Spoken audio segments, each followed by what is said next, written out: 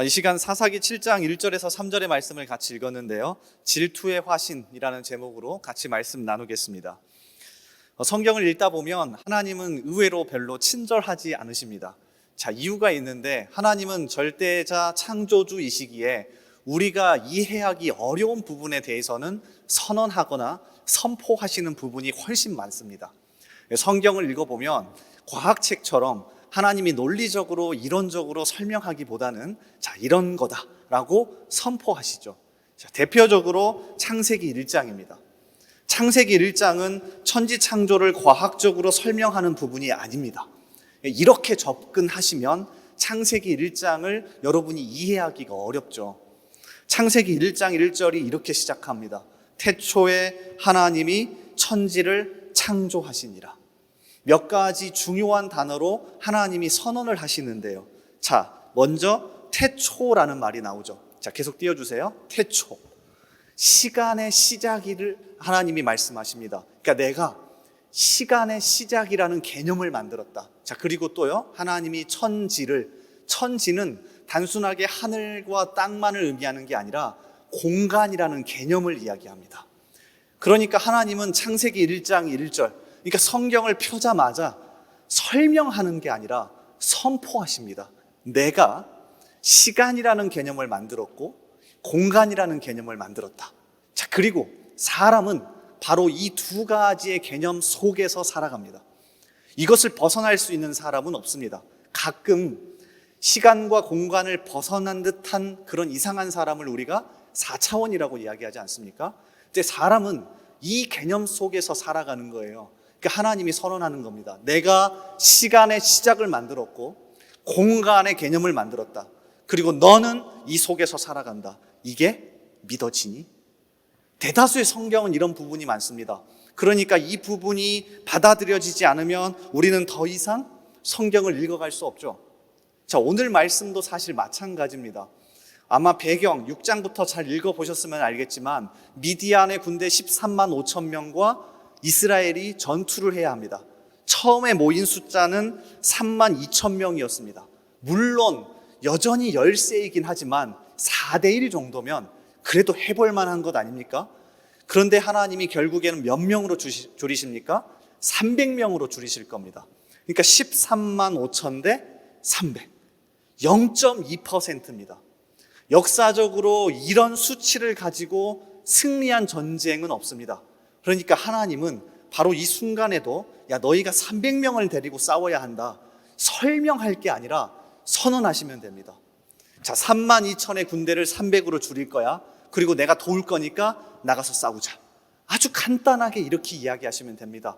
아니 어떻게 300명을 데리고 싸우는데 논리적으로 이해를 시킬 수 있겠습니까?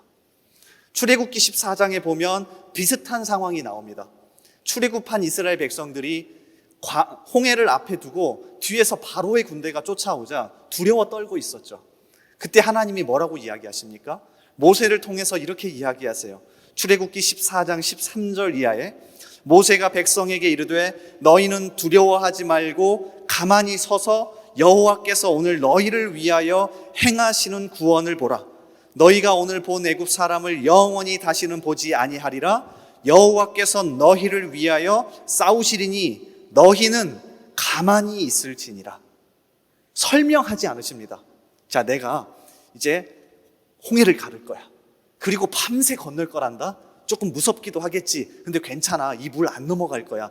이렇게 차근차근 설명하시는 게 아니라 이해할 수 없기 때문에 내가 홍해를 가르고 건너게 할 거니까 그냥 보기만 해. 걱정하지 마. 이렇게 이야기하시죠. 그러니까 사실 오늘 사사기 7장도 그러한 상황이라고요. 설명이 필요 없습니다. 300명 데리고 가서 싸워. 내가 도울 거라니까. 이렇게 하시면 되는데 이상하게도 오늘 하나님은 친절하게 설명하십니다. 이 부분을 여러분과 같이 나누고 싶었습니다. 충분히 선포하고 넘어갈 수 있는 부분인데 이상하게 하나님이 아주 친절하게 왜 3만 2천의 병력을 300으로 줄여서 13만 5천과 싸우게 하시는지를 두 가지로 설명합니다. 그래서 오늘 이 두 가지를 같이 나누고 또 내 삶에 적용하고 붙잡고 기도하는 시간이 될 수 있기를 바랍니다. 첫 번째는요, 하나님이 선포해도 되는 내용을 자세하게 이해시키면서 설명하는 첫 번째 이유는 하나님은 두려워 떠는 자를 싫어하신다는 것을 강력하게 알려주기 위함입니다. 자, 보세요. 3만 2천 명의 이스라엘 군대가 모였습니다. 그리고 하나님께서 첫 번째로 돌려보내시는데 기준이 아주 간단해요. 3절을 띄워주실래요? 이렇게 되어 있습니다. 자, 우리 같이 한번 읽어보겠습니다. 3절 말씀. 자, 시작. 떠는 자는 길르앗 산을 떠나 돌아가라 하라 하시니 이에 돌아간 백성이 2만 2천 명이요 남은 자가 1만 명이었더라. 설명을 하시죠. 그런데 기준이 뭡니까? 돌아가는 기준이 두려워 떠는 자는 길르앗 산을 떠나 돌아가라. 누구든지. 아주 기준이 명확합니다. 그리고 3만 2천 명 중에서 1만 명만 남았으니까 2만 2천 명이 돌아갔어요. 그러면 정확하게 두려워 떠는 게 무엇을 의미하는 겁니까? 만약에 겉으로 두려워하고 겉으로 떠는 것만 이야기한다면 사실 기드온도 돌아가야 합니다. 계속해서 말씀을 읽어가 보시면 사사기 7장 10절에 하나님이 기드온에게 정확하게 이렇게 이야기하세요. 만일 여기서 내가는 기드온을 이야기합니다. 기드온아, 너가 내려가기를 두려워하거든 내 부하 부라와 함께 그 진영으로 내려가서. 하나님이 기드온에게 이렇게 이야기하시는 거예요. 혹시 두렵니? 혹시 떨리니? 그러면 너의 부하 부라가 있잖아. 데리고 가렴. 자, 그리고 이어지는 11절에서 기드온이 부라를 데려갈까요? 데려가지 않을까요? 데려갑니다. 자, 11절을 보세요. 그들이 하는 말을 들으라. 그 후에 내 손이 강하여져서 그 진영으로 내려가리라 하시니 기드온이 이에 그의 부하 부라와 함께 군대가 있는 진영 근처로 내려간즉. 자, 부라를 데려갔다는 얘기는 기드온이 현재 어떤 상태라는 겁니까? 두렵고 떨리는 상태라는 겁니다. 그러니까 3절에서 만약에 겉으로 두려워하고 떠는 것이 기준이라면 기드온은 자격 미달입니다. 2만 2천 명 속에 속해서 같이 돌아가야 했습니다. 자, 심지어 제가 사사기 6장부터 여러분에게 읽어오라고 한 이유는 사사기 6장 뒷부분에 살펴보시면 기드온이 얼마나 두렵고 떨렸던지 하나님을 2번이나 시험합니다. 첫 번째는 이렇게 시험하죠. 6장 37절에 보소서 내가 양털 한 뭉치를 타작마당에 두리니 만일 이슬이 양털에만 있고 주변 땅은 마르면 주께서 이미 말씀하신 같이 내 손으로 이스라엘을 구원하실 줄을 내가 알겠나이다 하였더니 너무 두렵고 떨린 나머지 하나님에게 이렇게 이야기해요. 하나님, 타작마당에다가 양털 한 뭉치를 가져다 놓겠습니다. 그래서 진짜 하나님이 저를 사사로 세우신 게 맞다면 양털 뭉치에만 이슬이 맺히고 주변 땅에는 이슬이 없게 해주세요. 정말 유치하지 않습니까? 이렇게 요구하고요, 하나님이 그대로 해주십니다.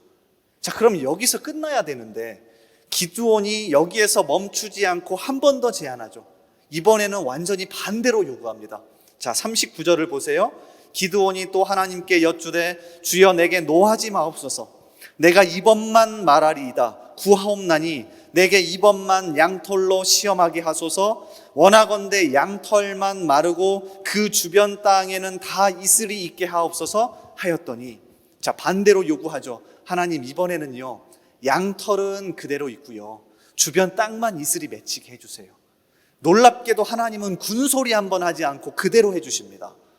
자, 그러니까 만약에 7장 3절에서 말하는 두려워하는 자, 떠는 자가 겉으로 나 겁난다, 너무 무서워, 이렇게 말하는 거라면 여기에 있는 우리를 비롯해서 기드온 역시 자격 미달입니다. 자격 미달입니다. 자, 그러면 도대체 하나님은 왜 두렵고 떠는 자를 돌아가라고 했을까요? 가만히 묵상해 보면 하나님이 원하는 두렵고 떠는 자, 어떤 사람입니까? 단순하게 겁이 없어서 용기 있게 나가는 사람이 아닙니다. 자, 기드온을 잘 보십시오. 겁이 많습니다. 두려워하고 떨어합니다. 자, 그런데 어떤 자세를 볼 수 있습니까? 하나님, 두렵고 떨리지만 하나님이 가라고 하시니까요. 두렵고 떨리지만 하나님이 함께 하신다고 하니까요. 당신 믿고 한번 해보겠습니다라고 하는 마음의 자세가 엿보입니다. 사사기 6장에서 왜 2번이나 하나님을 실험했을까요? 간단해요. 자, 6장 37절과 36절과 37절에서 반복되는 구절이 있는데 잘 보십시오. 띄워주실래요? 기드온이 하나님께 여쭈되 주께서 이미 말씀하신 같이 내 손으로 이스라엘을 구원하시려거든. 그러니까 겁이 나서 안 하겠습니다가 아니라 주님 정말 두렵고 떨리긴 한데요, 하나님 믿고 한번 해볼게요 라고 하는 마음의 자세가 있는 거죠. 이어지는 37절도 마찬가지입니다. 또 반복돼요. 이미 말씀하신 같이 내 손으로 이스라엘을 구원하실 줄을 내가 알겠나이다 하였더니 또 반복하죠. 하나님 진짜 떨리거든요. 그런데 하나님 믿고 한번 해볼게요 라고 하는 마음의 자세를 하나님은 보시는 거죠. 사사기 7장 11절에서 왜 부라를 데려갔겠습니까? 여러분 진짜 두렵고 떨리면 도망가죠. 그런데 왜 부라를 데려갔겠습니까? 하나님이 부라를 두려우면 데려가라고 했으니까 부라를 데려가면서 한번 싸워보자, 이런 마음의 자세가 있는 것 아닙니까? 그러니까 하나님은 7장 3절에서 아주 친절하게 이 부분을 설명하며 우리에게 질문하시는 겁니다. 너가 용기 있었으면 좋겠다가 아닙니다. 너가 겁 없이 아무거나 다 했으면 좋겠다가 아닙니다. 두렵지, 떨릴 거야, 어렵지, 힘들 거야. 그런데 나를 믿고 한 걸음 내딛어 볼 수 있겠니? 이 질문을 모여있던 32,000명에게 한 거고요. 남아있던 1만 명도 두렵고 떨렸겠죠. 하지만 하나님을 신뢰하는 마음이 있었기 때문에 남은 거고요. 22,000명은 가버린 겁니다. 왜? 온전히 하나님을 신뢰하지 못했기 때문에. 이 질문을 기드온에게만 그리고 32,000명에게만 하시는 게 아니라 지금을 살아가는 우리에게도 하십니다. 그러니까 이 질문을 여러분에게 던져보십시오. 나는 진짜 하나님을 신뢰하고 있는가? 진짜 하나님을 믿고 있는 게 맞는가? 그러니까 기드온을 겉으로 보면 겁 많고 용기 없고 굉장히 치졸한 사람처럼 보이지만 하나님은 그 속에 있는 마음을 보신 겁니다. 두렵고 떨리지만 움직여 보려는 마음. 여러분 잘 아다시피 저는 공군 군목을 7년 동안 했습니다. 공군에서 7년 동안 같이 있으면서 육군에 있는 선배들도 가끔 만나곤 했는데, 육군에 있는 선배가 흥미로운 이야기 하나를 저에게 들려주었습니다. 그분은 공수부대에서 근무하시던 분이었는데 아시죠? 낙하산을 메고 비행기에서 뛰어내리는. 저에게 이렇게 이야기하시더라고요. 공수훈련을 할 때 그 부대에서, 그 비행기에서 목사가 가장 먼저 낙하산을 메고 뛰어내린대요. 그 목사는 죄송합니다. 저도 군목이긴 했지만 진짜 군인이 아니거든요. 총도 없고 제대로 싸우지도 못하는데 낙하산을 메고 가장 먼저 뛰어내리게 한대요. 그러면 그 뒤에 있던 공수부대원들이 연이어서 같이 뛴답니다. 이유를 물었어요.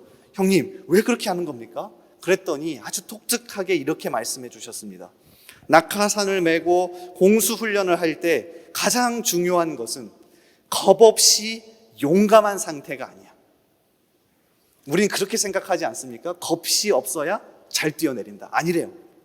오히려 그러한 사람은 사고가 나기 쉬워. 가장 중요한 것은 내가 현재 등 뒤에 메고 있는 낙하산이 나를 살려줄 수 있다는 신뢰감이지. 그리고 낙하산에 대한 신뢰감이 가장 강한 사람이 목사라고 생각해서 먼저 뛰게 하는 거야. 다시 물었습니다. 아니, 목사가 왜 낙하산에 대한 신뢰감이 가장 높은 거예요? 이렇게 묻자 선배가 이렇게 답변했습니다. 목사는 낙하산이 고장나도 하나님이 살려주신다는 믿음이 있으니까. 제가 그랬습니다. 그렇지는 않은 것 같긴 한데 어쨌든 거기에 이 대화 속에서 제가 깨달은 게 하나 있어요. 사람은 믿음이 있다면, 신뢰감이 있다면 하늘에서도 뛰어내리는구나. 사람은 용기가 있어서가 아니에요. 잘 보세요. 겁이 없어서가 아니에요. 겁이 없어서 용기가 대단해서 두 발을 줄에 묶고 번지 점프를 하는 게 아닙니다. 낙하산을 등에 메고 뛰어내리는 게 아닙니다. 신뢰와 믿음이 있는 사람이 뛰어내릴 수 있는 거죠. 마찬가지입니다. 하나님은 그런 사람을 찾습니다. 하나님은 용기 있고 겁 없고 이런 사람만 찾으시는 게 아니라 두렵고 떨리지만 진짜 하나님을 믿는 마음으로 조심스럽게 한 걸음 내딛는 그 사람, 그 사람을 찾으십니다. 저와 여러분이 그런 사람이 될 수 있기를 주님의 이름으로 소원합니다. 자, 그런가 하면 두 번째로 하나님은 왜 이렇게 친절하게 설명하십니까? 아주 독특하게도 하나님은 자신을 질투의 화신으로 소개하며 자신에게만 집중하게 하십니다. 이 부분이 너무 인상 깊어서 제가 오늘 말씀의 제목으로도 가져왔죠. 자, 2절 말씀을 한번 보실래요? 제가 읽어드릴 테니 눈으로 따라오십시오. 여호와께서 기드온에게 이르시되 너를 따르는 백성이 너무 많은즉 내가 그들의 손에 미디안 사람을 넘겨주지 아니하리니 이는 이스라엘이 나를 거슬러 스스로 자랑하기를 내 손이 나를 구원하였다 할까 함이니라. 병력을 줄이는 이유를 친절하게도 이렇게 설명해요. 왠 줄 아세요? 나는 질투가 많은 사람이야. 너희가 혹여나 3만 2천 명 가지고 13만 5천 명을 물리쳤을 때 나 하나님이 아니라 너희 스스로 잘났다고 생각할까 봐 나만 바라봐. 병력을 300명으로 줄여. 자, 그러면 나 때문에 이겼다고 하지 않겠어? 라고 이야기하십니다. 세번역 성경은 조금 더 와닿게 이렇게 번역합니다. 이스라엘 백성이 나를 제쳐놓고서, 자, 이 부분이 참 의미 있죠. 이스라엘 백성이 나를 제쳐놓고서 제가 힘이 세어서 이긴 줄 알고 스스로 자랑할까 염려된다. 사실 오늘 말씀에 등장하는 하나님은 굉장히 유치합니다. 자신을 질투의 하나님이라고 이야기하면서까지도 우리에게 말씀하고자 하는 부분이 있습니다. 나만 바라봐. 너가 무슨 일을 하든지 간에 나 때문에 승리했고 나 때문에 성공했다는 의식을 먼저 가져야 돼. 자, 이걸 위해서 자신을 질투의 하나님으로 계시합니다. 아이가 태어난 다음에 제가 아내에게 사랑을 구해야 하는 유일한 방법 중에 하나입니다. 아내가 그래요. 아니, 당신은 아이도 질투해? 당연하죠. 아내의 사랑을 받기 위해서 저는 질투의 화신이 되어 아내에게 나의 사랑을 확인받기 위해 계속해서 유치하게 나아갑니다. 근데 하나님이 오늘 똑같습니다. 그 실제로 이 질투의 화신인 하나님을 무시하고 하나님을 제외하고 자신에게 공을 돌린 그 순간 사사기 8장에 가서 기드온이 무너지기 시작합니다. 그래서 제가 뉴스레터에 이렇게 써놓았을 겁니다. 질투의 화신, 그 다음에 우리를 보호하는 영적인 시스템. 하나님은 왜 질투의 화신이 되어 우리에게 나만 바라보라고 이야기하십니까? 그 자세가 우리를 살리는 길이기 때문에 그렇습니다. 하나님은 우리가 실패하길 바라지도 않으시고요, 성공하지 않기를 바라시는 게 아닙니다. 성공하길 바라십니다. 승리하길 바라십니다. 그런데 누구 때문에? 하나님 때문에라고 하는 그 의식을 어디를 가든지 갖기를 바라십니다. 왜요? 그게 우리를 영적으로 보호하는 강력한 보호 장치이기 때문에 그렇습니다. 그래서 하나님은 계속해서 성경 곳곳에서 이런 부분들을 강조해 왔습니다. 신명기 8장 17절 이하에 보면 출애굽 2세대에게 정확하게 이렇게 이야기하십니다. 그러나 내가 마음에 이르기를 내 능력과 내 손의 힘으로 내가 이 재물을 얻었다 말할 것이라. 내 하나님 여호와를 기억하라. 그가 내게 재물 얻을 능력을 주셨음이라. 하나님은 질투의 화신이 되어 정확하게 이렇게 얘기하십니다. 출애굽 2세대에게 너가 잘난 게 아니라 나 때문이야. 나를 바라봐야 돼. 그런 의식을 가져야 너가 영적으로 살 수 있어. 무너지지 않을 수 있어. 심지어 출애굽기 20장 5절에는 명확하게 하나님이 자신을 질투의 하나님이라고 소개해요. 기억나십니까? 두 번째 계명인데요. 출애굽기 20장 5절, 그것들에게 절하지 말며 그것들을 섬기지 말라. 나 내 하나님 여호와는 질투하는 하나님인즉. 질투라는 말을 여러분이 부정적으로 오해하시는데요, 전혀 그렇지 않습니다. 여기서 질투라는 히브리 성경의 단어는 카나인데요, 열정의 하나님, 정열의 하나님이란 뜻이에요. 열정의 하나님, 정열의 하나님이 우리를 향해서 계속해서 사랑을 구해하십니다. 나를 좀 바라볼 수 없겠니? 나 때문이라고 생각할 수는 없겠니? 모든 삶의 중심을 나 때문에 라고 말할 수 없겠니? 이게 너를 교만하지 않게 만드는 영적으로 보호하는 강력한 시스템이 되어줄 거야. 이 이야기를 합니다. 그리고 실제적으로 사사기 8장까지 읽어보시면 기드온이 이 태도를 잃어버렸을 때 바로 무너집니다. 그리고 이러한 영적인 시스템과 이러한 보호, 질투하신 하나님을 계속해서 의식해서 살아갔던 두 명의 인물이 또 있습니다. 누구냐면 이스라엘의 초대 왕이었던 사울, 그리고 그 다음 왕이었던 다윗입니다. 대다수 사울 왕이 나쁜 왕이라고만 생각하는데요. 그의 왕정 초기에는 이 질투하시는 하나님을 의식해서 하나님께 공을 돌리고 하나님께 모든 것을 올려드리는 이 시스템이 발동합니다. 잘 보세요. 사무엘상 11장 12절에 백성이 사무엘에게 이르되 사울이 어찌 우리를 다스리겠느냐 한 자가 누구니까 그들을 끌어내소서 우리가 죽이겠나이다 라고 백성이 이야기하죠. 어떤 상황이냐면 당시 요단강 동쪽에 암몬이라고 하는 족속이 쳐들어왔습니다. 보통 요단강 동쪽은 이스라엘이 상관하지 않은데 사울이 왕이 된 다음에 군대를 모아서 가서 구해줍니다. 난리가 난 겁니다. 왕 잘 뽑았다. 그리고 이렇게 이야기하는 겁니다. 혹시 사울을 왕으로 뽑는 것에 있어서 반대한 사람이 있으면 죽여버립시다. 그러자 사울이 뭐라고 하는지 아십니까? 하나님이 역사하시고 도우셨음을 기억하는, 그러니까 질투하는 하나님을 의식하는 영적인 시스템이 바로 작동합니다. 이어지는 12절, 13절을 보세요. 사울이 이르되 이날에는 사람을 죽이지 못하리니 여호와께서 오늘 이스라엘 중에 구원을 베푸셨음이니라. 사울의 태도가 보이십니까?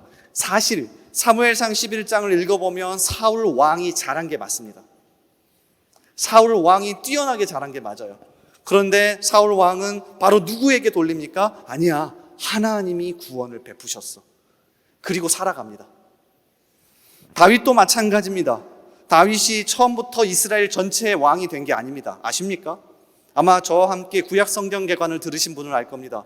그가 처음부터 이스라엘 전체 왕이 된 게 아니라 처음 7년 6개월은 유다 지파의 단독 추대를 받아서 헤브론에서만 왕이 되었습니다.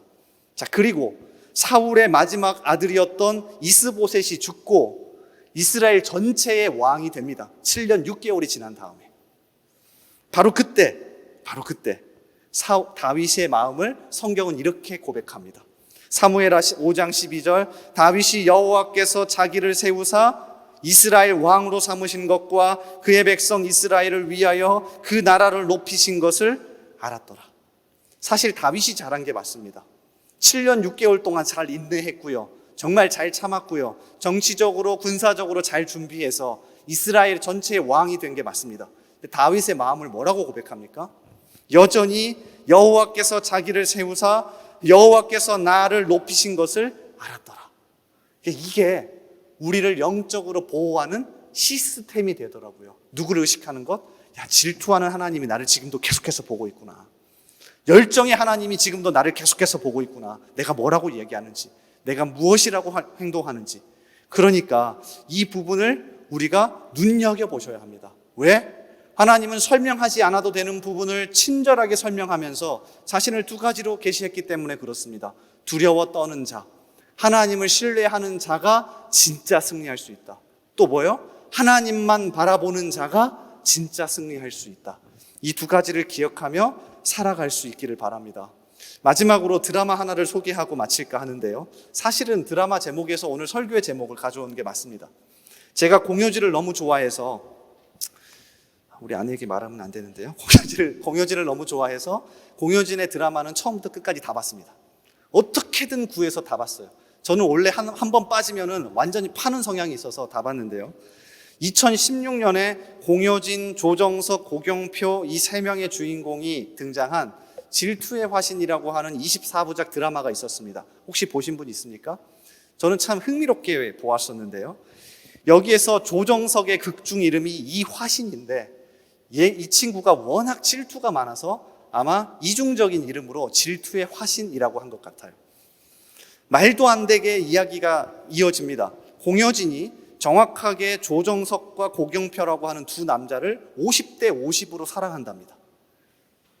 제가 여성분들에게 묻고 싶은 게 이게 가능합니까? 어쨌든 공효진이 극중에서 이렇게 얘기합니다. 나는 조정석도 50% 사랑하고 고경표도 50% 사랑해. 그래서 네, 내려주시면 됩니다. 이제 너무 이 셋이서 누가 더 사랑하는지를 확인하기 위해서 같이 살아요. 한 집에서 고경표, 조정석, 공효진이 같이 살면서 공효진이 도대체 내가 누구를 더 좋아하는지를 판단합니다. 그리고 달력에다가 그날 누가 더 좋았는지를 기록하기 시작하죠. 한 달 동안 전부 다 고경표를 다 적어 놓았습니다. 그런데 아주 독특한 감정을 공효진이 조정석에게 느낍니다. 고경표에게는 질투감이 느껴지지 않은데 이상하게도 조정석에게는 질투의 마음이 떠오릅니다. 그래서 공효진이 그러한 마음을 조정석이 발견하고는 공효진에게 찾아가서 정확하게 이렇게 이야기하죠. 너 나만 사랑하는 거야. 너 고경표가 아니라 나를 더 좋아하는 거고, 아니 너 나만 더 사랑하는 거야. 왜? 질투하는 건 사랑한다는 거니까. 아주 독특한 이야기를 하죠. 그리고 이 드라마의 제일 마지막 24부작에 이런 대사로 끝을 냅니다. 더 질투한다는 건 더 사랑한다는 거니까. 저는 이 부분에서 굉장히 인사이트를 많이 받았습니다. 하나님도 정말 유치하지만 왜 질투하는 하나님이라고 표현했을까? 설명하시면서까지 간단해요. 나는 너만 바라보고 있다. 난 너를 모든 걸 던져서 사랑하고 있다. 그러니까 너도 나를 바라볼 수 없겠니? 요 시스템 안에서 살아가는 게 가장 안전하단다.